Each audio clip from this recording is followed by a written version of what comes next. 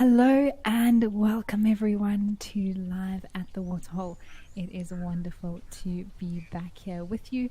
My name is Amy and I'll be with you for the show today and the next few days coming up as well. So wonderful to be back, and we're starting off here at the beautiful Tau Game Lodge in Madikwe.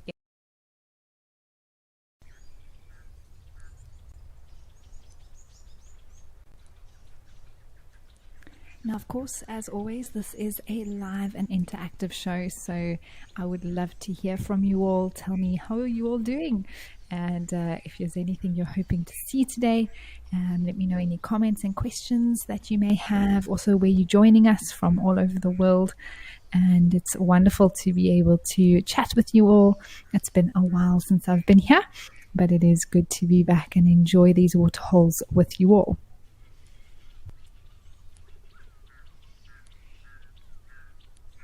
Now, you can send through those comments and questions in a variety of different ways on the Wild Earth app, on the website if you're registered. Otherwise, you can pop them into the YouTube chat stream using @FC. Otherwise, you can join the conversation on X using the hashtag Wild Earth.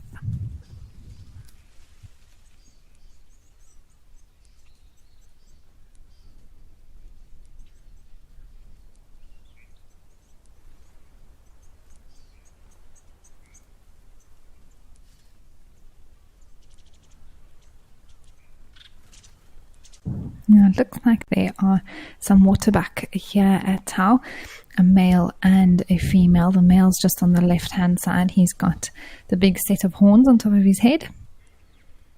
And they found some delicious green grass, also a favorite of some of the elephants here at Madikwe.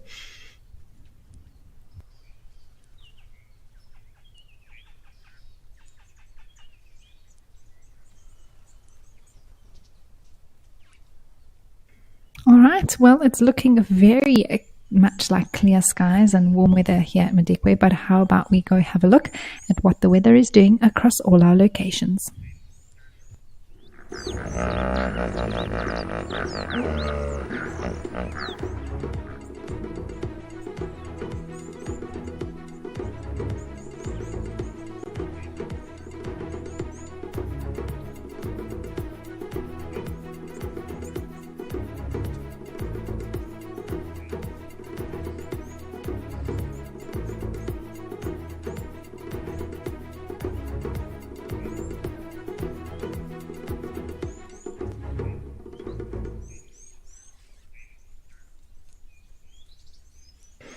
Well, all around pretty sunny and warm, and for me personally, this is one of my favorite times of the entire year, especially in the low-veld Greater Kruger region. We have these sort of warm days, but it takes a while to warm up, so we have lovely cool mornings and evenings. Very little wind and very consistent weather every single day, which is wonderful.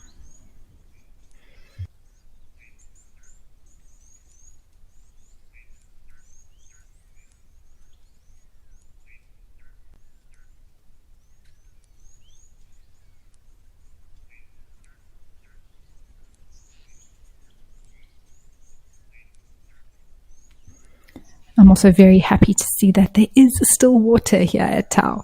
Honestly, I was wondering, it was getting very low at a particular time, be on my last sort of last time here at Live at the Waterhole, which I think was in March.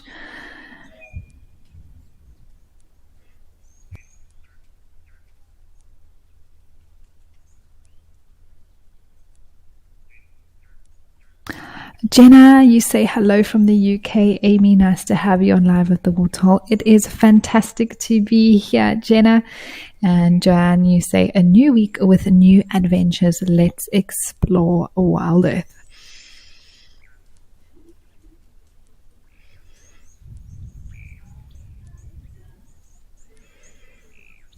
Often out here in the bush, we even forget what day it is. So I'm glad I now know it's a Monday. The days seem to roll one into the next.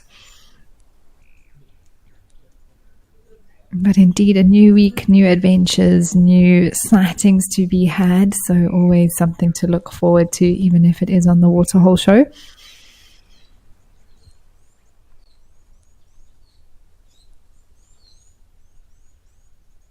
Mercedes, you're also looking forward to what the day has in store.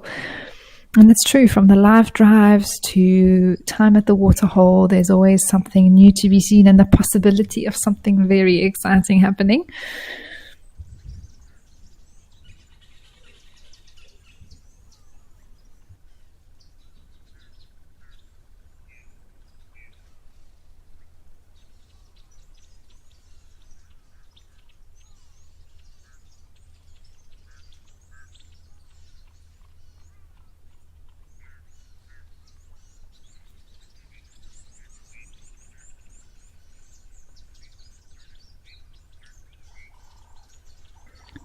I also have heard that there are a few new camera locations that have been added, so I'm not sure exactly where we're all going to go today, but that is very cool to know that there are a few more spots for us to take a look at.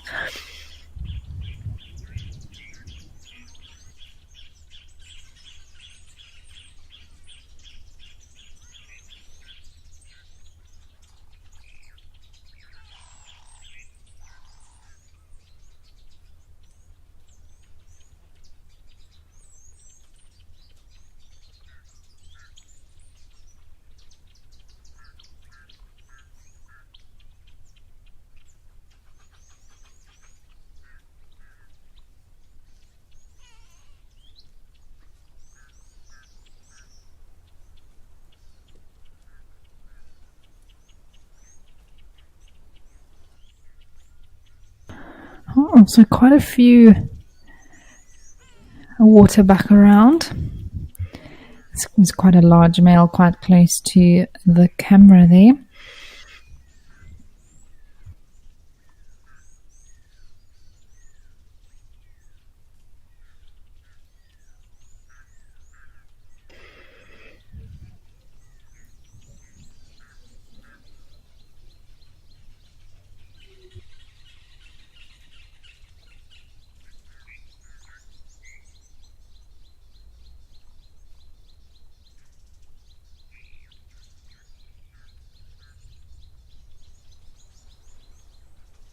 And I think this is the family of Egyptian geese that are still around. I know there are a few red-billed teals that we've seen as well, black crakes. So it's good to know the birds are still around here at Tau.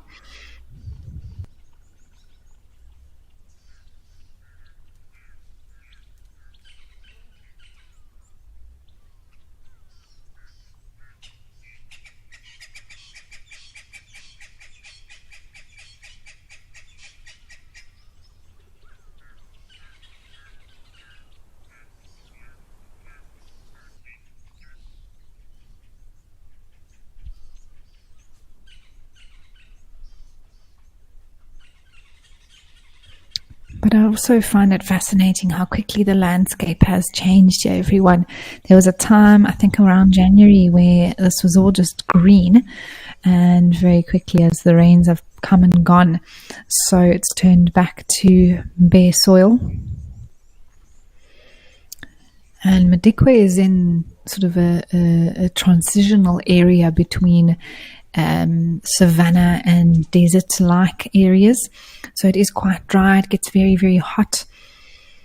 And it's an interesting vegetation type and actual ecozone that Madikwe houses. And you've got this contrast between very, very lush times in the summer, which goes very quickly into very arid times throughout winter.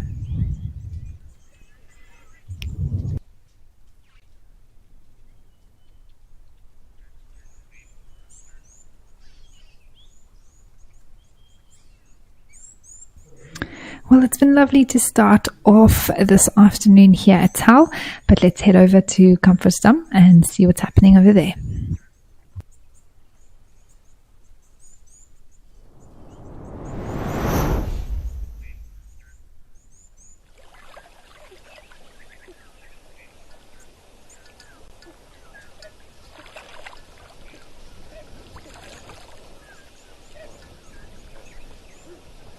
Well, a beautiful scene here in Kimberley. We've got some red hartebeest there in the background for the most part, I think. And then some birds as usual in the water.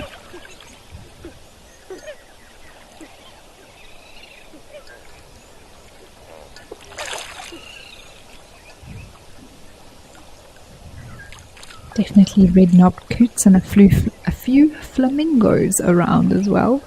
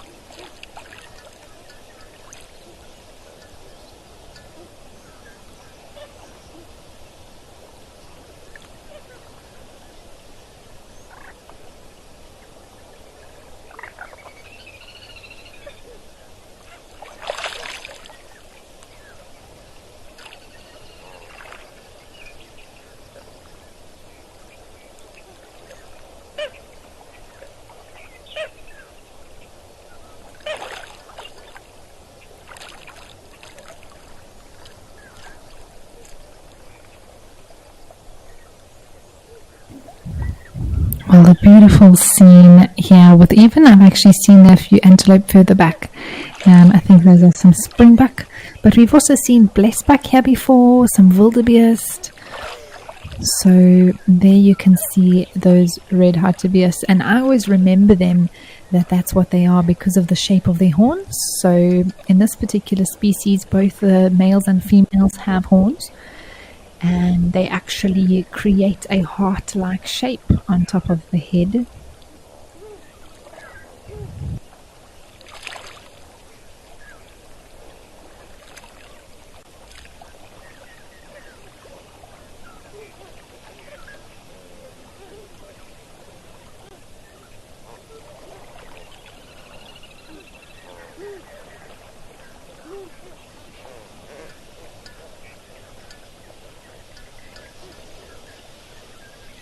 Looks like this one on the furthest left actually has a kink in its horn, that it's slightly going askew, the very tip of it. Almost pointing backwards rather than straight up.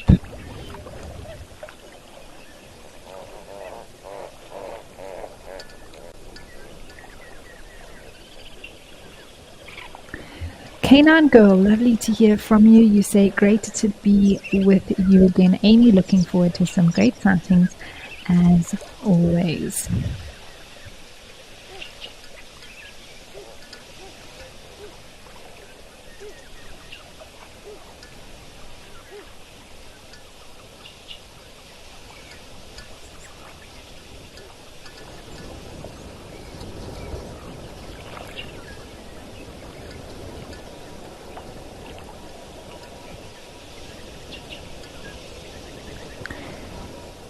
Andrew, you'd like to know if these antelope are found all over South Africa, and no, they're not. They're not a species that we get in the Greater Kruger or the Lowveld area. Generally, we find them more toward the western side of the country. A little bit drier habitats is what they are best suited to or naturally found in. So Kimberley is in the Northern Cape, very close, sort of in the central western part of South Africa. And you also find them in the Karoo, which is also a drier area of South Africa, and into the Western Cape. So definitely not everywhere, Andrew, not at all.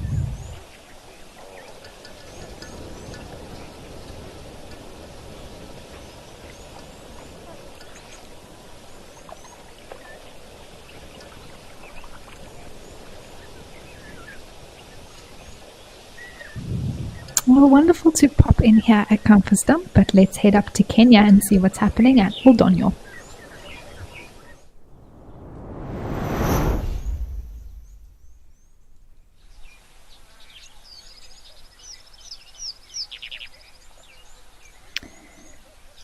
Sure, as always, just the most pretty landscape views here at Oldonyo.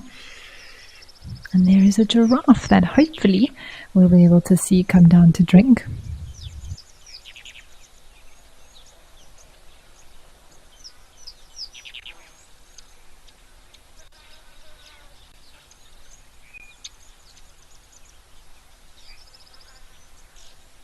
Oh, a few steps closer.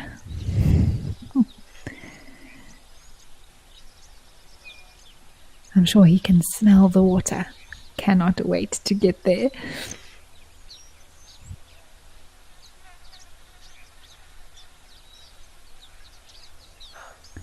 Oh no. Something put him off.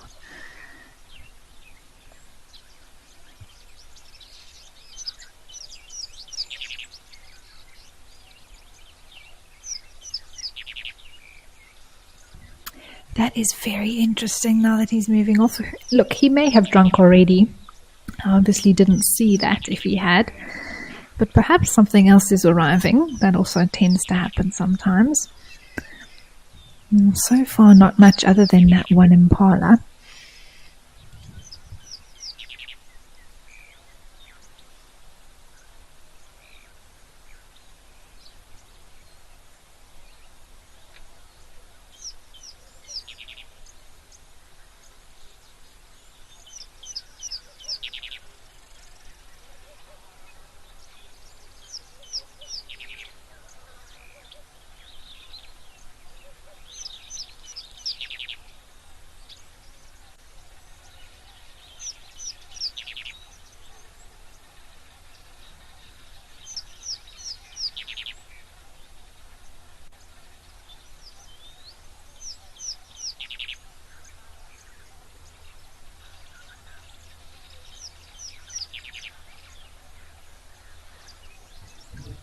Shiv, good to hear from you. And, I'm not sure if we're going to see all the things that you're hoping to see today: leopards, lions, and a bark spider. But that would be quite the show. But we can talk about them and hopefully learn a little bit about them as we go. I would love to see another bark spider. For anyone who maybe didn't join that particular day on the sunrise safari, we managed to find a bark spider that took down its web live, which was amazing.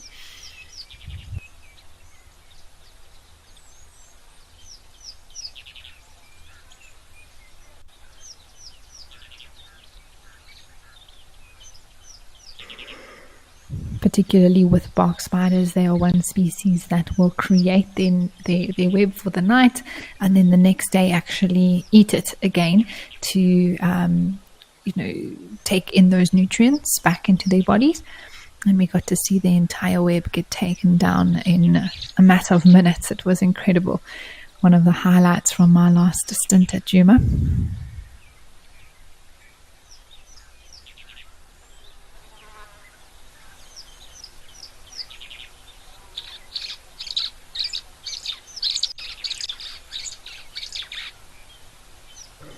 Catherine, you saying hi from a warm and sunny Germany. Well, very warm welcome to you, Catherine. Thanks for saying hi. Oh, there are a few birds that have arrived now. Interesting looking one in the middle there, quite light in color, and I think a few doves as well.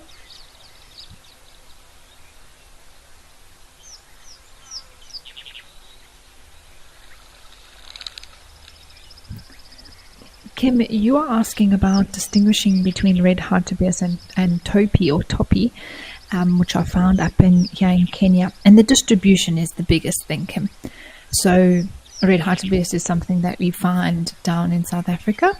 You don't find topi or topi further down south. They're an East African animal that's found here in Kenya. And also actually more similar, I think, to the sesame. Hartebeest do look somewhat similar. Their horns are slightly different, the coloration, that sort of thing. I find that topi and sesame are more similar for me.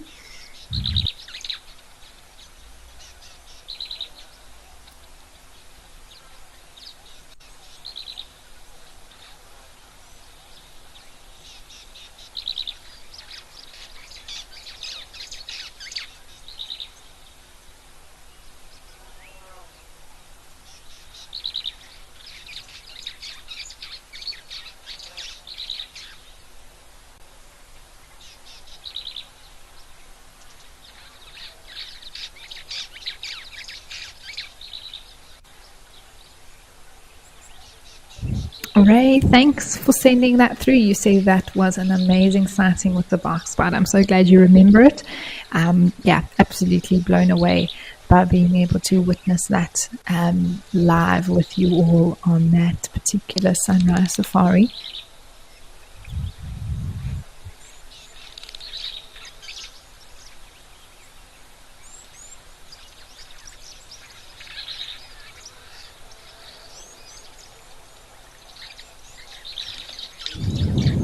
Now this impala is very impressive.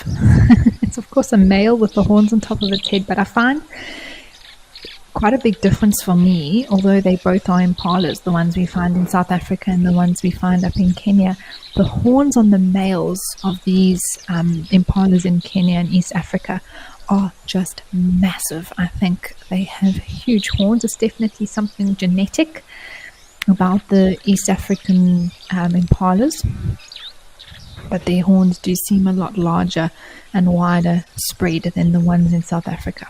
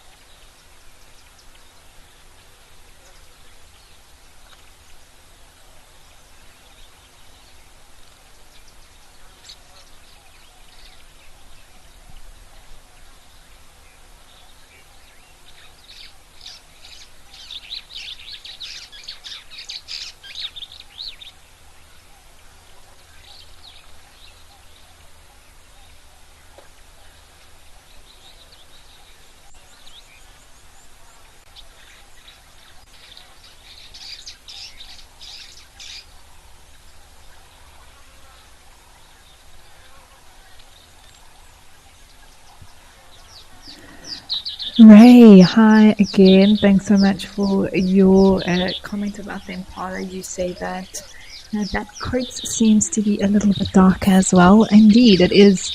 They almost seem like they're more tanned. Yeah, I don't know what it is. Maybe it's the equatorial sunshine that makes them a little bit darker. But I'm sure it's also just down to genetics. But even in South Africa, now being on Juma for quite a while, I did notice sometimes there's one or two that just seem to be a lot more orange, a deeper hue of orange than others.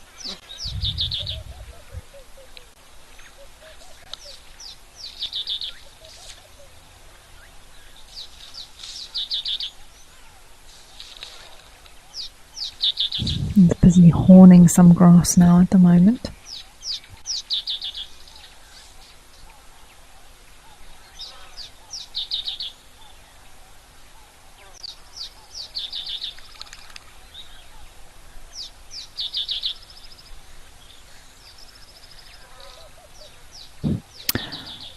Alright, well, been wonderful here in Kenya for a bit. I'm sure we might be back a bit later, but for now, let's head back over to Campus Dam.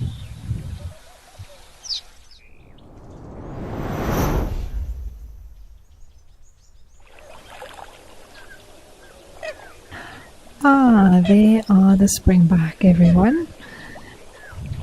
I thought I spotted them.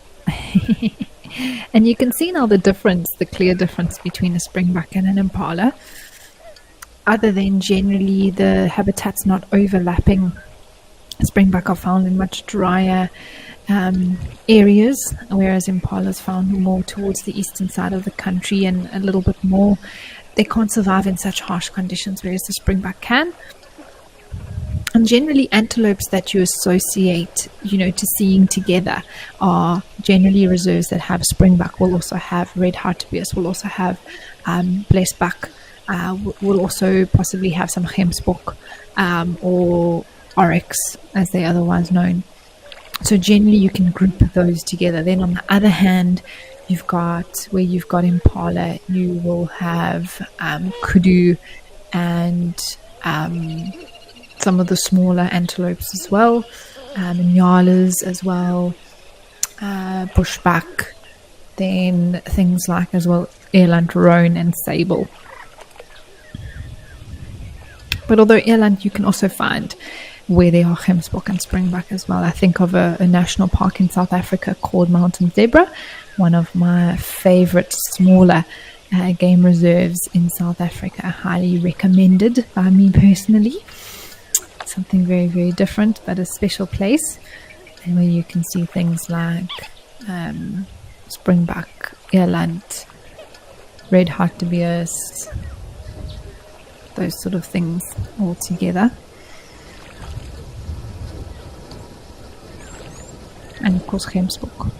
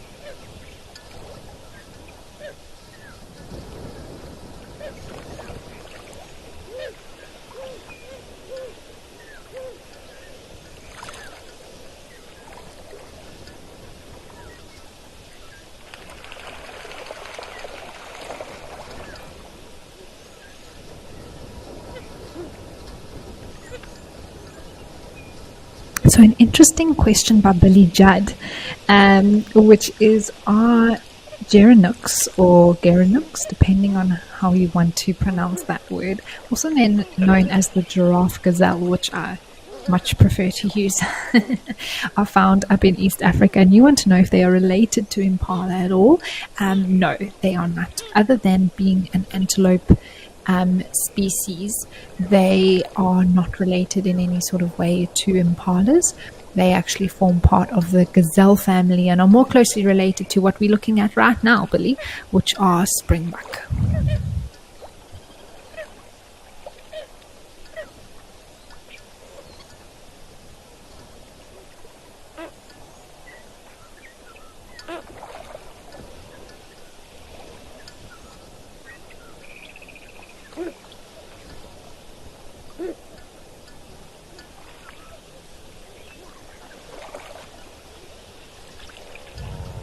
Sandy, hello. It's lovely to hear from you as well. You say good morning, Amy. So nice to hear your voice today.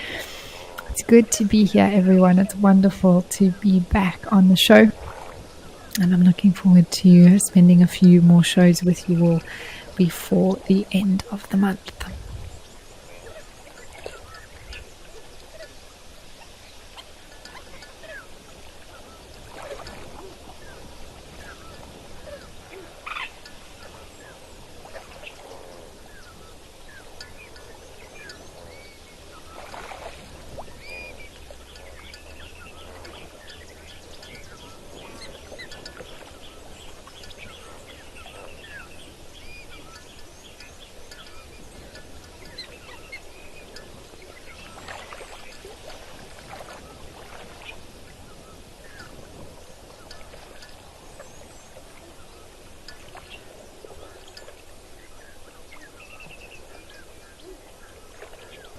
Victor, you'd like to know if all antelope species run and walk in the same manner. That is such an interesting question.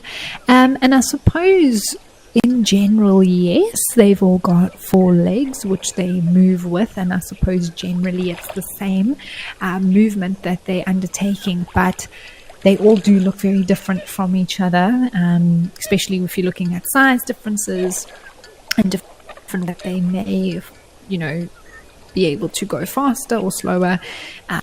Some look more clumsy than others. Some are a lot faster than others. If you think about the Thompson's gazelle, nearly going as fast as 100 kilometers per hour in comparison to other antelopes that are a lot slower than that, a lot larger, but possibly slower. Kudus look a bit clumsy. I think they can be very quick, but they're a lot larger. Even elands, gemsbok, very actually graceful as they go in their groups along the open plains. And then also you've got things like stotting versus pronking.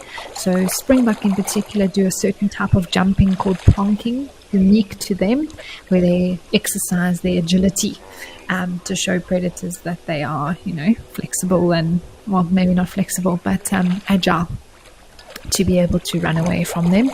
Whereas things like impalas would do something called stotting. It's also a form of leaping, but it's not exactly the same thing. So in that way, Victor, they are different from one another in running. But for the most part, they are all doing the same thing, and they would have the general appearance of the same motion. The same goal is being achieved through their movement.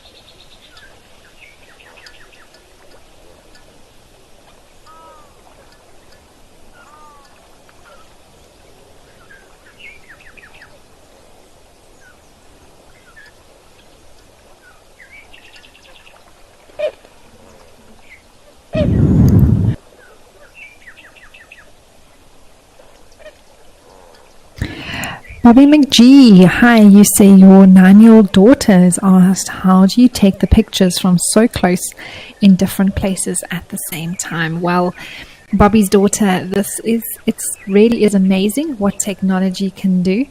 And basically what happens is that there are different cameras in different places all over Africa that we can access through sort of, I suppose, the internet in a way, and be able to get that those pictures from those different cameras. And then we're also able to control the cameras, and that's how we can get really nice and close. We can zoom in through controlling the camera and get to close up and things that we want to look at. And so we can do that live, which means in the moment. So now I could ask Kulu to zoom on the antelope on the right, for example, and we do that. So if we wanted to look at a particular bird or something like that, then we could have a look at Bobby's daughter. But it is fascinating, and it is all to do with technology. So we're not physically in all these locations, but there are cameras around that we're able to access and then get what we call their feeds and share that with you at home.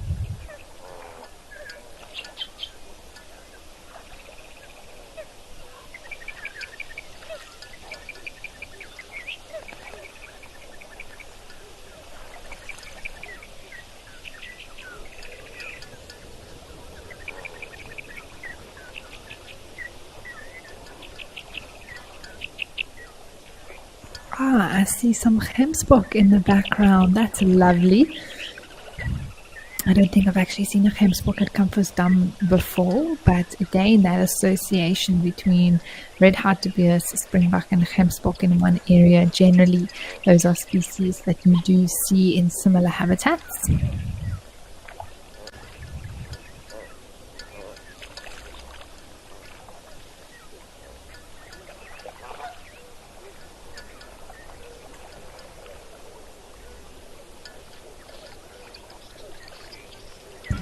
Sarah, absolutely wonderful to see some different antelope species and that they've come out. We don't always see them here at Kamfersdam. Usually we see a lot of flamingos and red-knobbed coots, sometimes Egyptian geese as well, but it looks like a whole herd of gemsbok are arriving at the moment.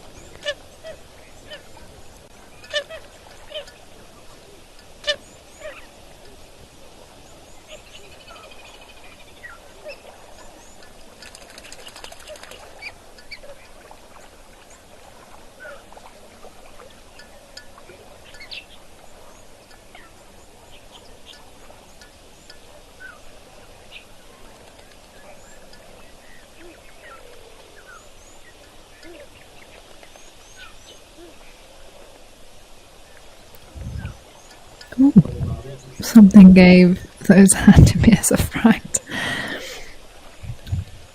Could even just have been a bird.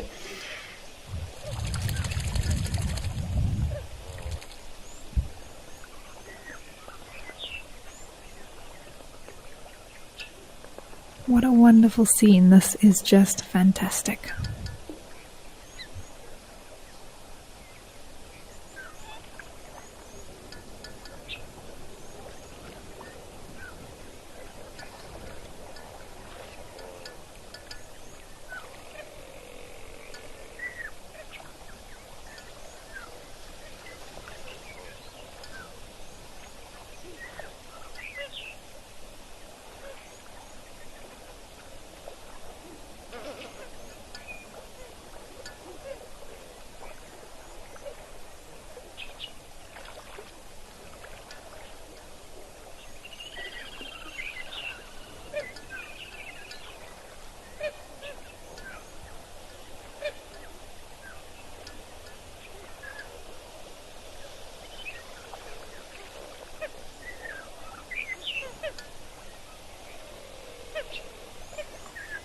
You can see the young hartebeest, the ones that are just probably about a year or so old. Their horns are coming straight out their heads, and I always think that they look very, very funny. Very long faces, and then these horns sort of pop straight up out of their heads. You can see one walking now closest to the water.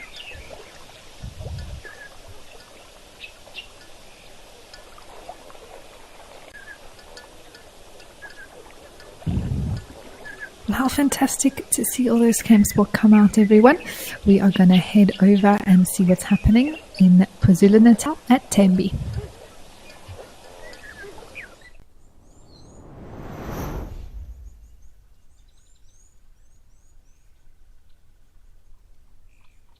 Oh, how beautiful. A big elephant bull, my first elephant for the day and since being back on the show. What beautiful tusks.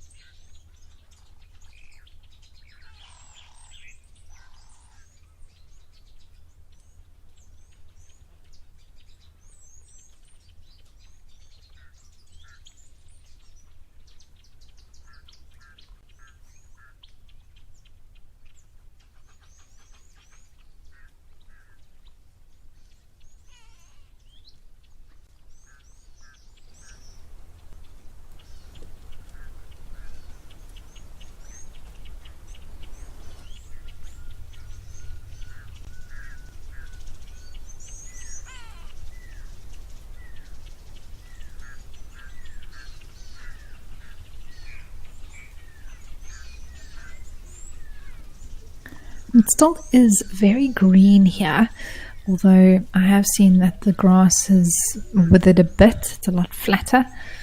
And also these sort of mud wallows where the elephants were doing a lot of their splashing and lying in the mud and that sort of thing also seem to be drying out.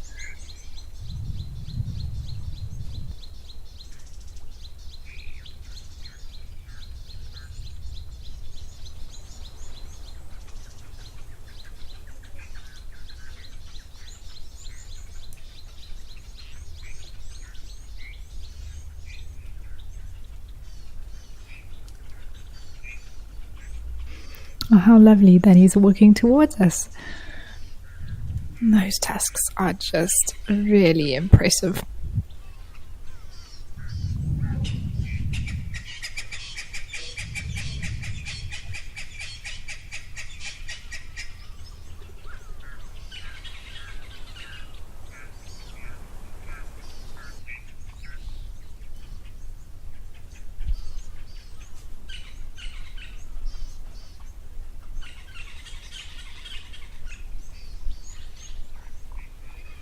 Oh wow, there are a few more bulls as well in the background there.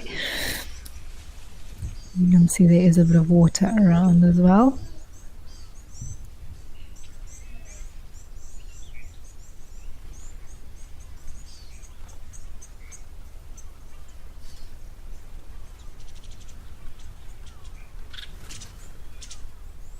And then obviously notice there he is displaying his penis. And now that I know that there are other bulls around, it makes more sense to me, because that's often sometimes just a bit of a dominance display. It can also be for cooling, and there's a lot of blood vessels and things that are within the penis and the penile sheath, and the once out, there's a lot of cool breeze that can then also help with the cooling of the elephant.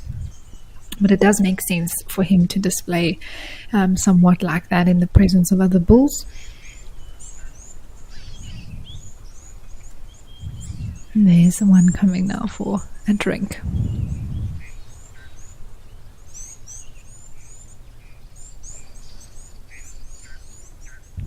And I think there's also some warthogs there, yes, in the background, feeding.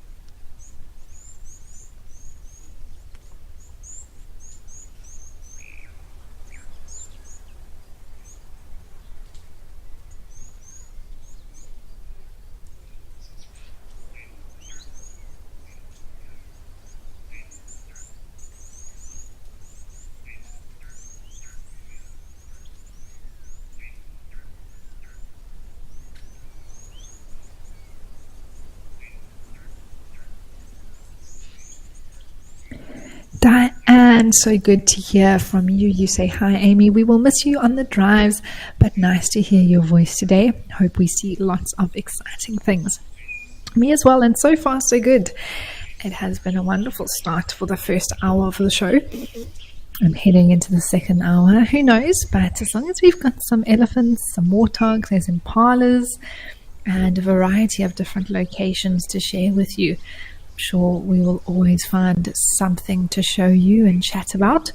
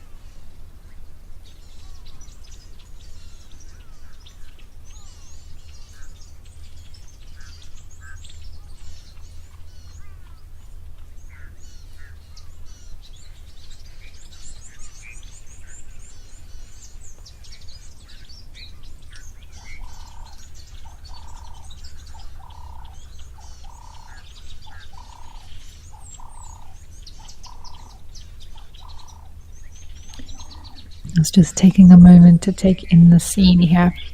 I'm enjoying those impalas walking past slowly. There's also actually a grey heron just in front of the water on the left that I see has come out a little bit further.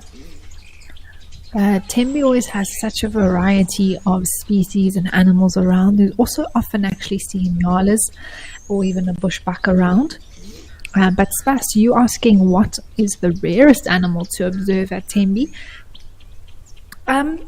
Spas, I'm not 100% certain on that, but I would assume that it's very similar to other reserves like it in the area and within the eastern region of South Africa, which would be something like a pangolin or aardvark to actually observe.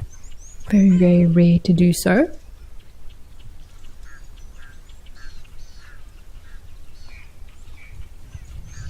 You could even look at some rarer birds that have been seen in the area, maybe something like a southern banded snake eagle. I know is extremely special to see.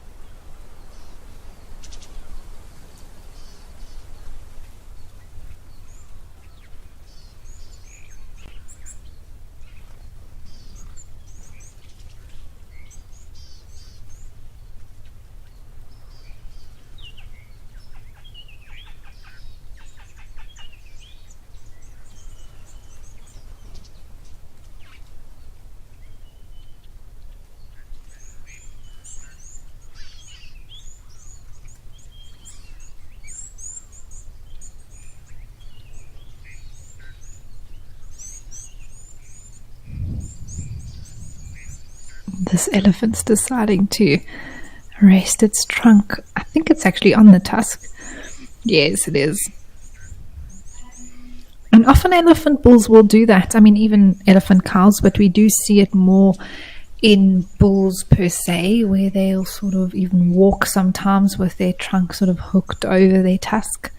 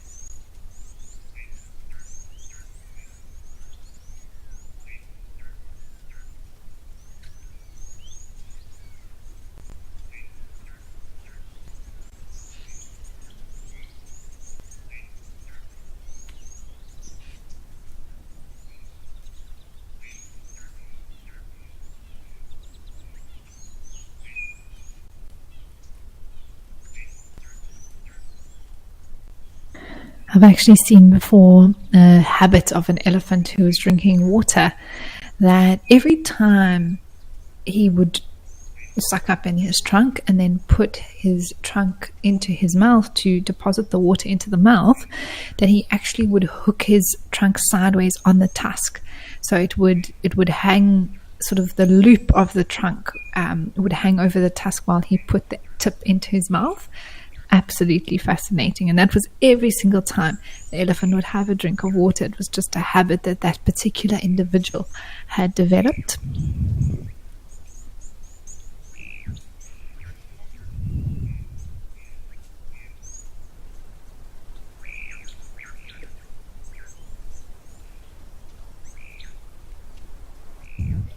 Terry, it's a good question. You want to know what are the usual reasons for an elephant missing tusks. So the two sort of most common reasons, either firstly is genetics. So some elephants are tuskless. They just don't have the genes that develop tusks. I suppose in humans, some people have wisdom teeth, some people never had them.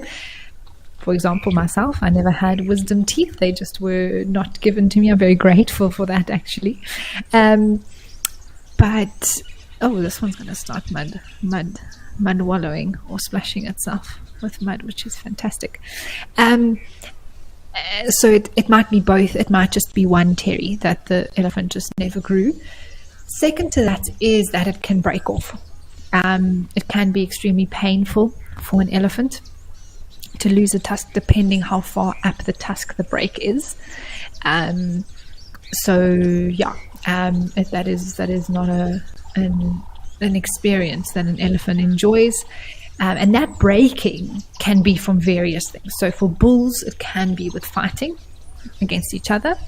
It can be accidental through breaking it. I've actually seen an elephant cow slip at a waterhole, and it was a concrete sort of trough that had been made for the animals, and it slipped there, and I saw her tusk actually shatter, which was sort of a surreal experience, but I have seen that happen. And then also feeding. So, if for whatever reason there is strain put on the tusk to a point where after many, many times, notches and being used in the same place over and over, it actually just wears away. And then it has a weakness, and let's say it tries to pull off a bit of bark or quite a big trunk of a tree or something, branch of a tree, then that tusk can break. So there can be a few different stories. I've also seen, even with tusks that have been broken quite high up, then that sort of whole cavity where the tusk goes there, you can see here on this particular elephant where it enters into the face, that can get infected. And if that happens, that tusk will eventually actually drop out, just like a infected tooth, which will be extremely painful, but it can actually lose its tusk through that. So there are quite a few options, Terry, but those are the general common reasons for an elephant being without a tusk or without both tusks.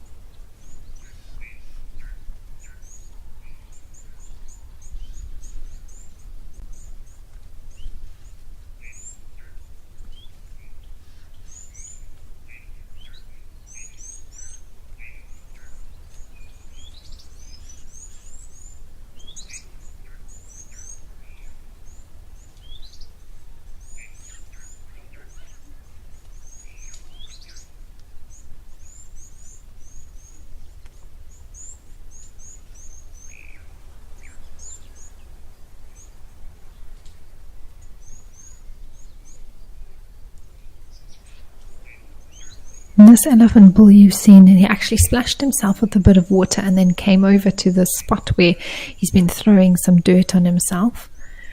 And that's done after wetting their bodies, because the dirt actually then sticks on and forms a more pasty type of mud that will last longer on their skin, keeping them cooler. Look at that. Very impressive.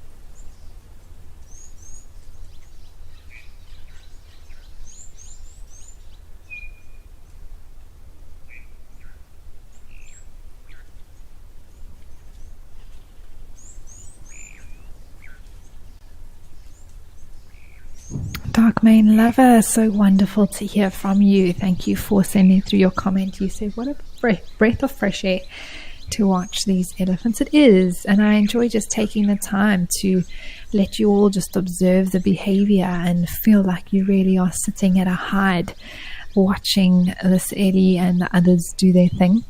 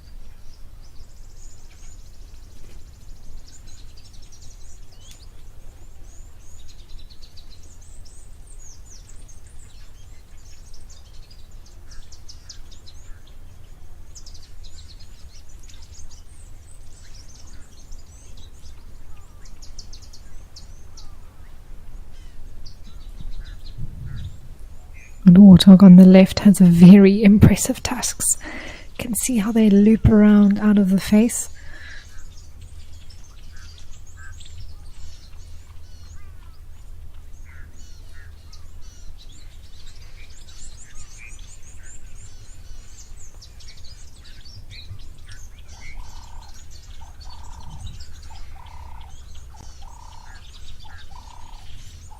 You can actually see on that warthog that the tusks themselves are made up of two parts. He's just turned his head now, but there's the top half, and then actually the bottom half of the tusk comes from the bottom jaw. Unlike elephants, which are one tusk that comes from one place out of the upper jaw.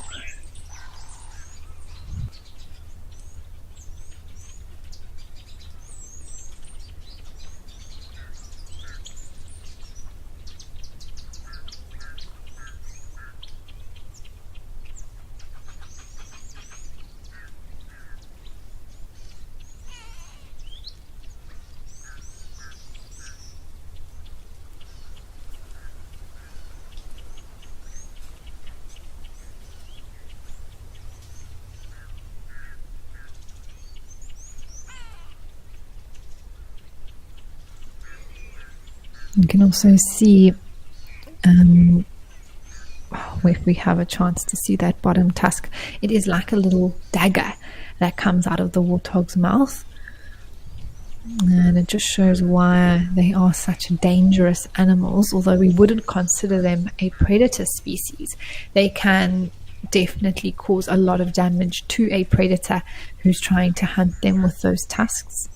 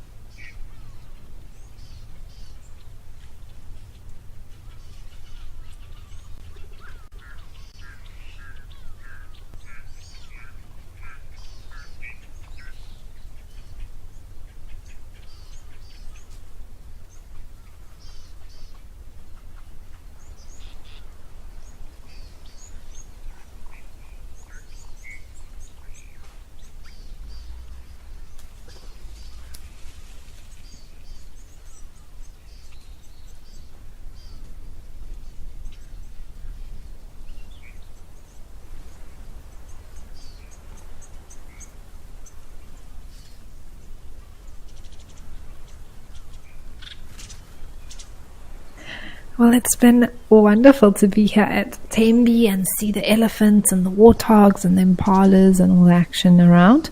But I think why don't we head back over to Campus Dam and just see what's happening there. We can always head back here a little bit later.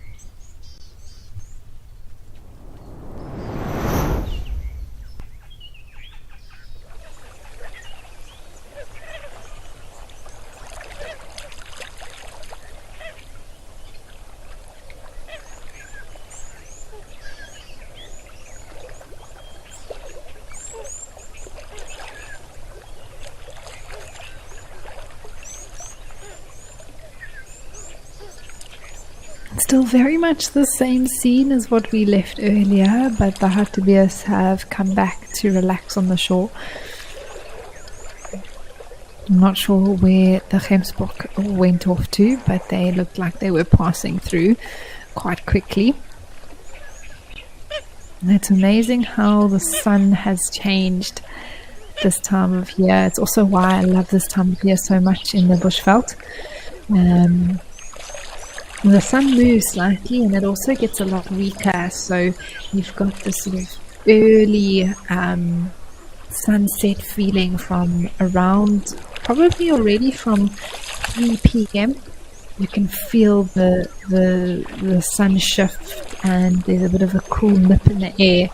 It's just wonderful that you know that it's time like to enjoy your last sunset drive or safari and then come back and light a fire and whatever you enjoy in the evening to do around the fire. But it's just a wonderful atmosphere, I think, at this time of the year.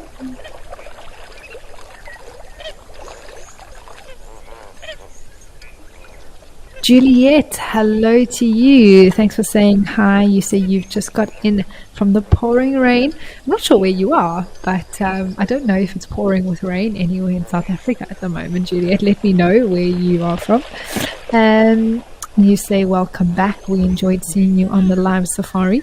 Do they ever clean out the green weed from these waterholes? I think particularly you were referring to what we saw at Tembe with the sort of green algae-ish plant that grows on top. So I think that first of all, Juliet, it depends on the reserve, their policies. It also depends if that is an alien species or not. I know like water hyacinth, for example, is an invader, and parks and reserves will try their best to remove it if possible. But also sometimes when it comes to algae blooms and things like that, it's very much natural and part of the system. And so what they need to wait for is more rain, for example.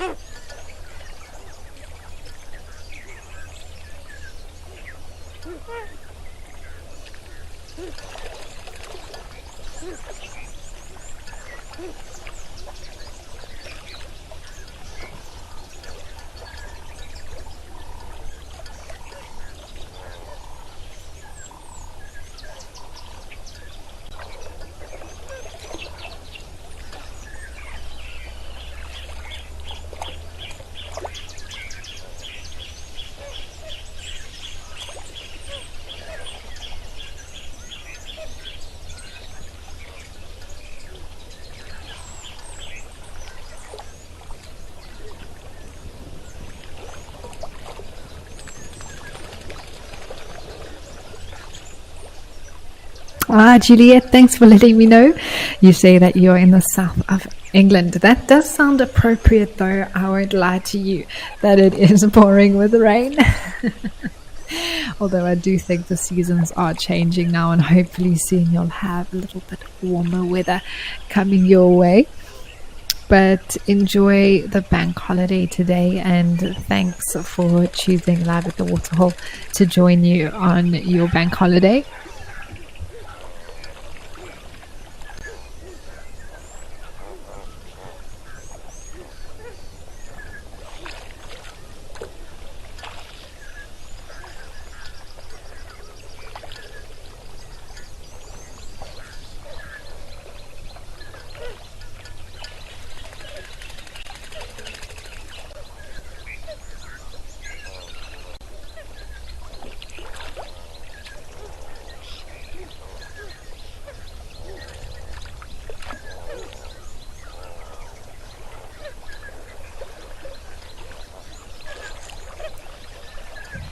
Sure, very interesting question. You say, can flamingos go out of their depth? Do they swim? So it's actually not something that I think I've ever seen, but I do believe that they can swim at the top of the water if need be.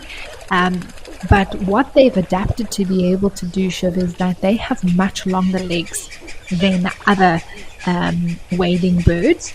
And so that actually allows them to go far deeper into the water, therefore be able to get to food sources that other smaller birds, like, for example, I think that's a moorhen there, wouldn't be able to necessarily reach like they would.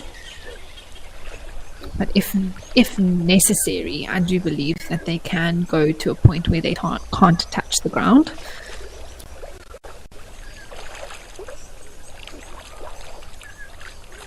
Ooh, canine girl. I think I know exactly what you're talking about. You want to know if this is the herd that has the one that is leucistic, and I believe that was a leucistic blessbuck. So it wouldn't be part of the Hartebeus herd, if I remember correctly. I may be mistaken, but I remember it was one of the first times I saw antelopes at Comfortsdam, and there was a leucistic blessbuck that was part of the group, which was very interesting. A bit of a mind boggler for a moment until I realized what we were looking at. But it was seen in this location, but it wouldn't be part of this herd of Hartebeus.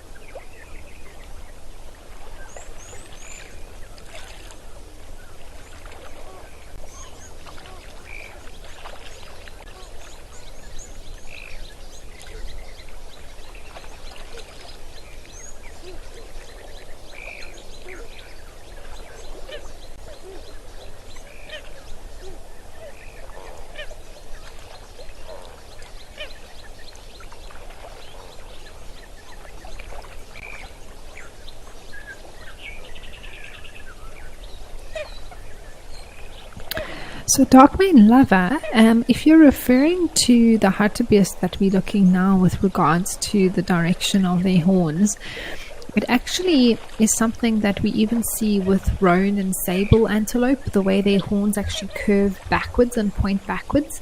But what they're able to do is actually when they bend their heads, those horns become like daggers pointing upwards.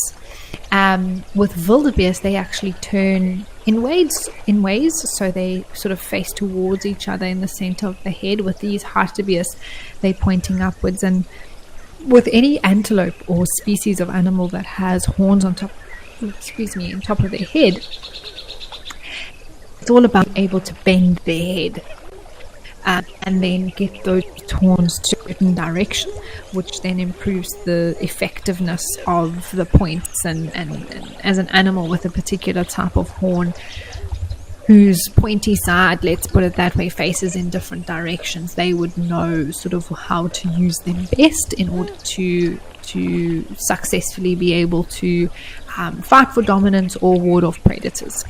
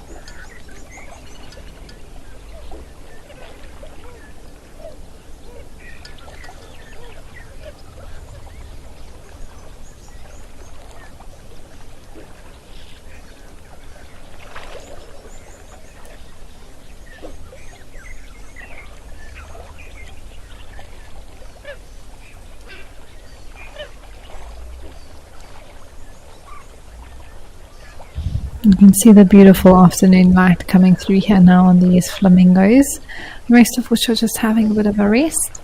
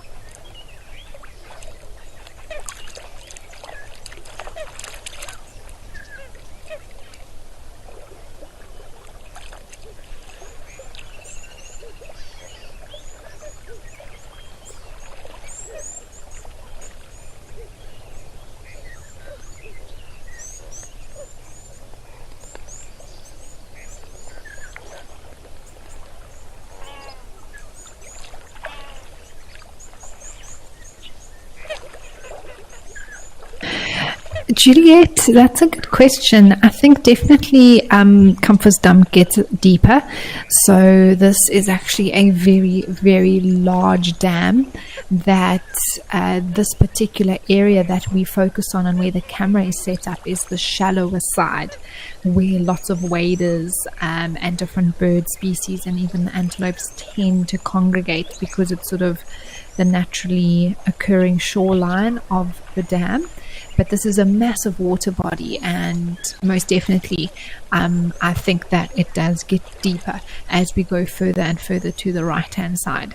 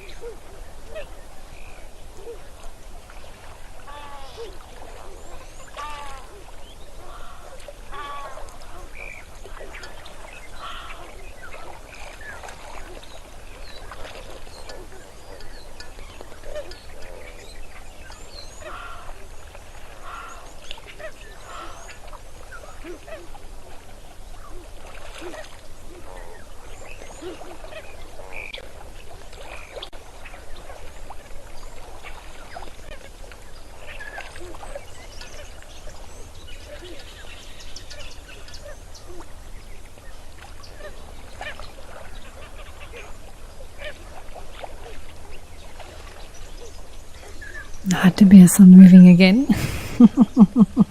I think one gets a fright and then they all react.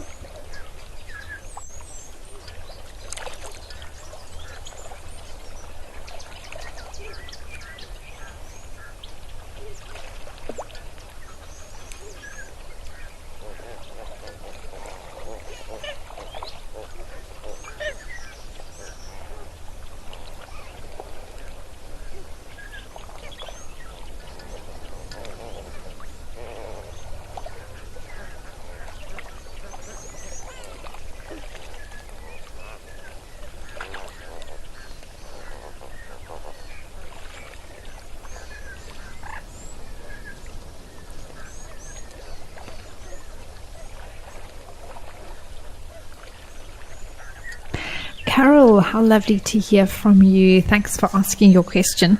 You say you want to know from me, when was the first time that I went on a safari, and what's your favorite experience while growing up? Now, Carol, for us, I suppose South African kids, growing up, we wouldn't necessarily refer to going on a safari.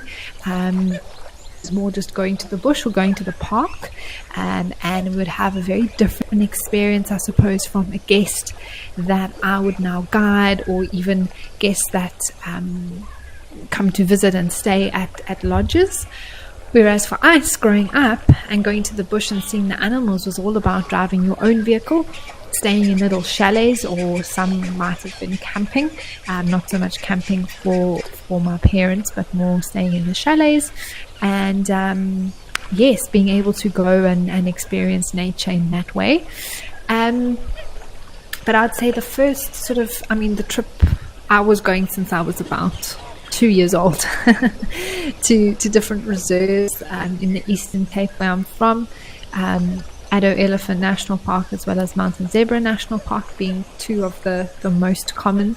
And then as we got older, the Kruger Park was also part of that, but it was a very far drive all the way from the Eastern Cape. It would take 2 days of full non-stop driving to get there, so that was something we only did every sort of 5 years or so. But as I became a teenager, I would sort of push more and more, and eventually it became every 2 years, and then it was every year, and then eventually I moved here. So I do love the Kruger Park very much so. And that's why I've chosen to sort of specialize on the Lowveld area. But yes, Carol, I think my favorite experience was, it's so difficult to choose one, but a lot of it is nostalgic, and just having family together in the park. I used to love the anticipation of waking up early and pulling my dad out of bed so that we could go at 5 a.m. out to see as much as we could, and never wanted to miss out. And then just in South Africa we would call them a braai, so a barbecue, making fires in the evening time and having a good dinner all together and playing games and things like that was all part of the bush experience for me. I don't remember any sort of absolutely amazing sightings other than when I saw my first leopard. That was very special. But just seeing the animals, I think, whether they were sleeping or whether they were just standing there, was always very, very special for me, Carol.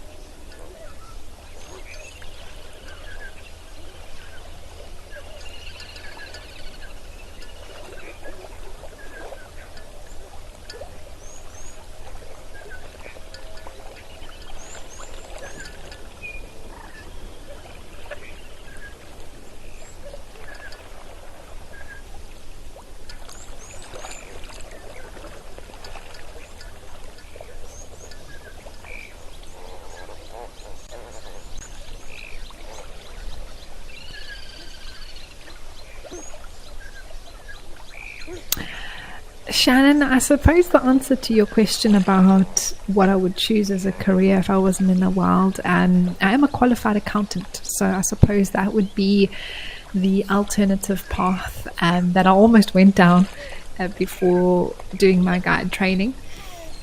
So I suppose something to do with that, maybe still working for a conservation organization or something like that, but that would be the other career choice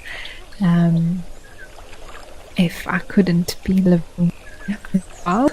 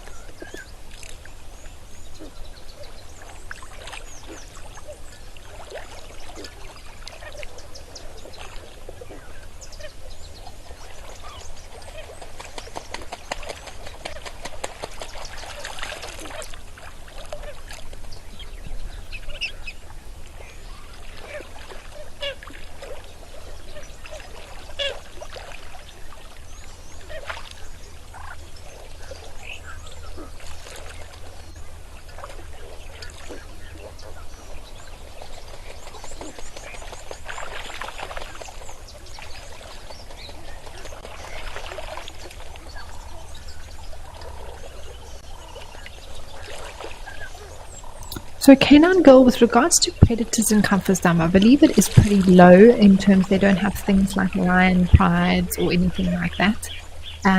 But they do have some of the smaller predators.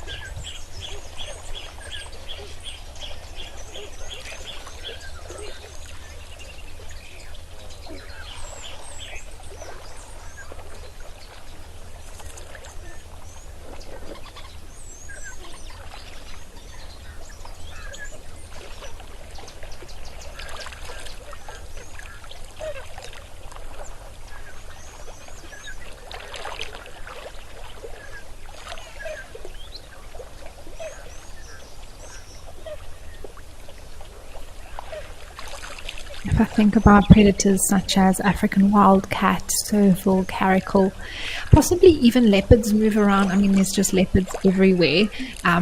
Probably not very high density, but who knows? Maybe tracks have been seen on the reserve before.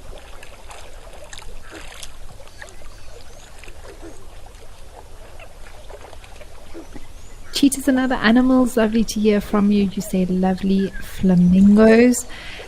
Deborah, you say they are as beautiful as Africa seems to be. Gosh, what I would give to live in all this beauty. It is. We're very blessed in South Africa and Africa in general to live in some of the most diverse sort of areas that one can get. And I always think South Africa is just a country of such natural diversity, all the way from the east to the west.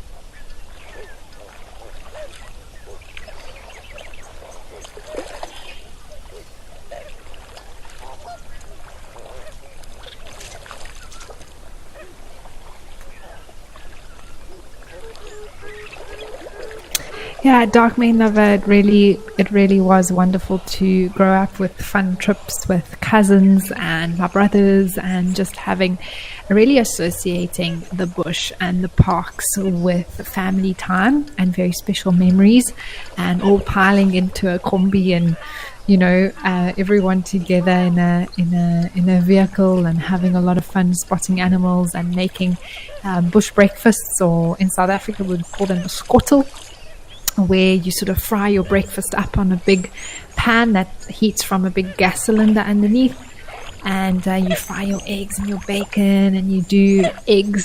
My dad used to make toad in the holes, which is basically a slice of bread that you use a cup to take out the center, put the egg inside, and then cook it like that.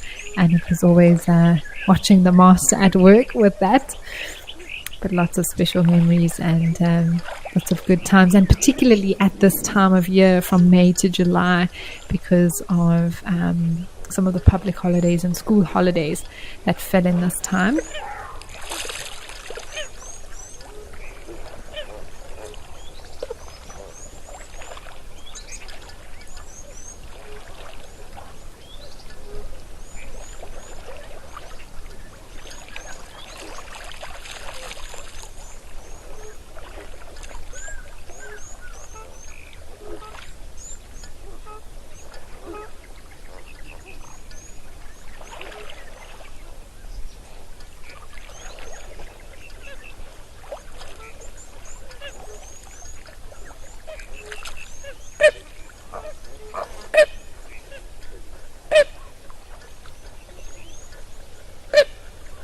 Yet no, in this particular waterhole I don't think. There's definitely not any hippos and no crocs as far as I know. the very large river systems where those animals would come from, not quite close enough by to compass them.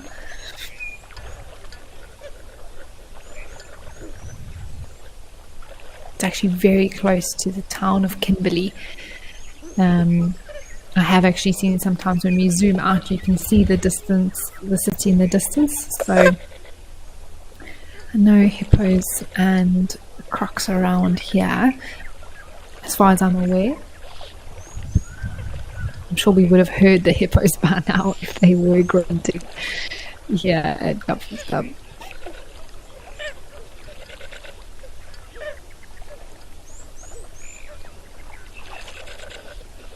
Alright, well, for the last little bit of the show, let's head over to Tau Lodge and see what's happening over there.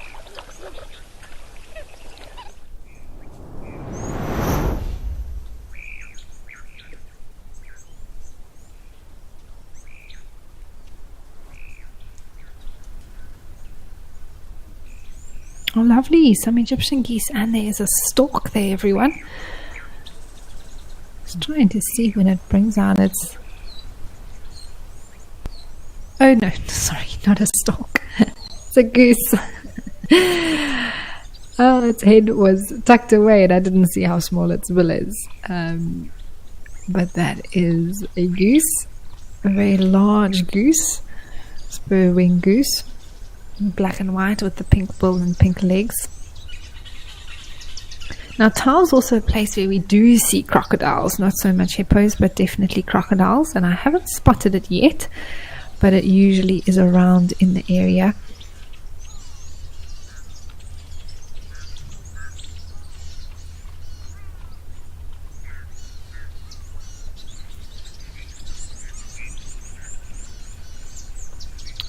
Danny, you'd want to know what is my... Oh, there's some ostriches. Sorry, I just spotted them walking. They are male and female. And you'd like to know what is my favorite part of Africa now. Danny, I hope one day that I'll be able to travel and go through more of our continent. But for now, my favorite part of Africa is a place that I went to very recently up in the northern Greater Kruger, and that is called the Pafuri, or the Makuleki concession, and it blew my mind, and I have fallen in love with that area of Africa. It's so unique, so different from anywhere else that I've ever seen, and I'm already excited to go back there and do some more birding.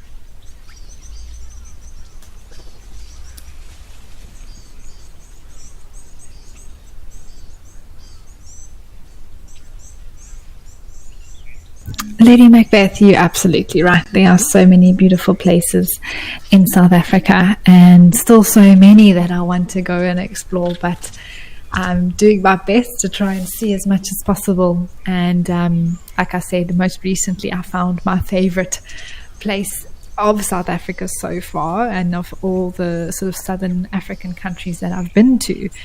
Definitely my favorite spots up there in the north of the Kruger National Park. Dark Main Lover, you say, Amy, you're making me hungry with the breakfast you mentioned.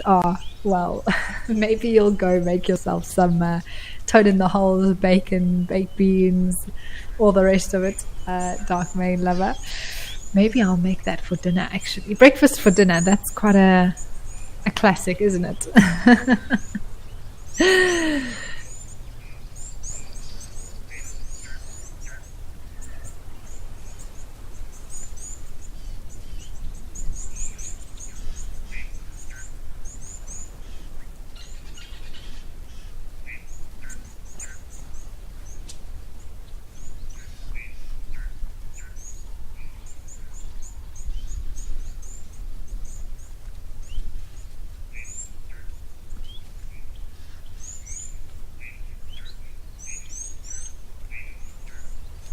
But there we go, they're the ostriches that I saw earlier. Lovely to see them. A male being on the right hand side with the black feathers, and then the female on the left who's a lot paler and grey in colour.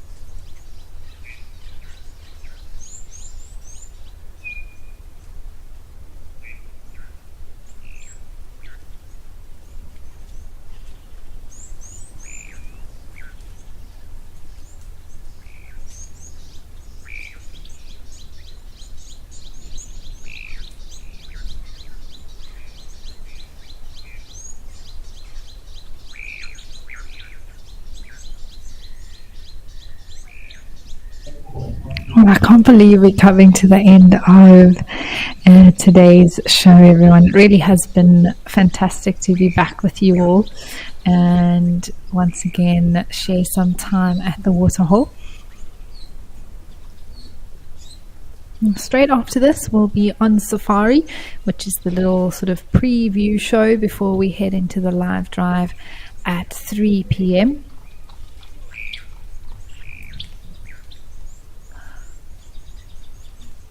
Apologies, everyone. I'm also getting used to the changes, but no on safari today, actually, and no live drive either.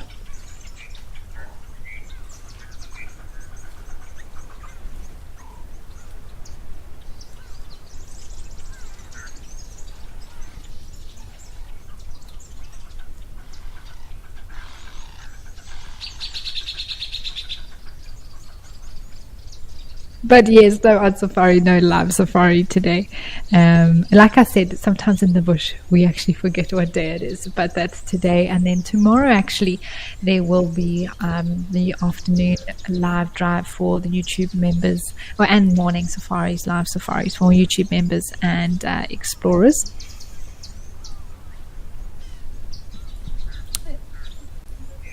There you say, thanks for the awesome show. It was wonderful today, jam-packed with a lot of action, lots of animals, I think. And it was also lovely to hear from all of you again and say hello. And I look forward to being back with you all tomorrow, the same time, same place, for Live at the Waterhole.